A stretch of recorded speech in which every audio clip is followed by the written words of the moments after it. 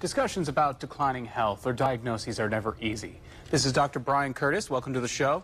Good morning. And he's here. He's the Vice President of Chief Medical Officer with OSF Medical Group, and he's offering some sound advice for those who are approaching these conversations. And I think what we're going to start with is, what is a serious illness conversation?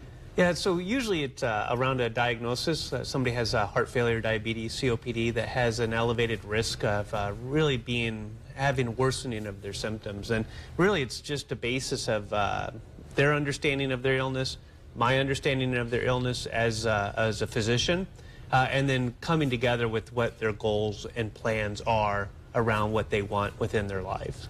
And what kind of things can that be directed to, let's say? Yeah, so how can that take shape? Yeah, so usually what we usually start is basically I'm like, tell me what you think of your disease. And then when you finish, and I say, this is my impression of what your disease is. And then what are your goals? Do you want high quality? Are you looking to make a graduation, a wedding? Do you want more time? And then what we try to do is connect people into resources to make sure that when they do become ill, that we actually follow what they want in their life. And so in that case, it's best for making sure people understand what they value and helping them figure out what they want most out of their life. Yeah, and really kind of, you know, about 70% of people pass away in the hospital that don't really want to necessarily be there. You know, and so really it's respecting their wishes. And really it's not a static conversation, it's an actually ongoing conversation over time. And so it's not just a one time we have this conversation, it's actually an ongoing conversation throughout your life.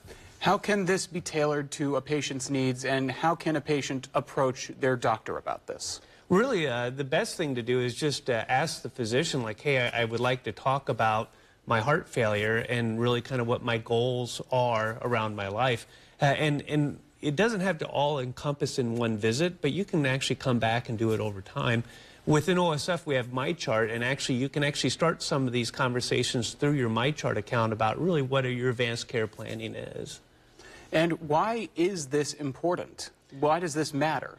You know, because really the goal is that when you need a decision within your health care, that we already know what you would want. And so really we know what you want, we can honor your wishes, and then actually it actually helps us with your family or your other caregivers so that they actually know what you want. And so really it kind of smooths any type of transitions for you, whether you wish to stay at home with hospice or palliative care, if you want to come into the hospital, and so really it's just around that. Thank you so much for your time. I hope My that pleasure. the folks at home have gotten a little something from this conversation. We'll be right back in just a few minutes. Please stay with us. We'll have this interview on our website later today.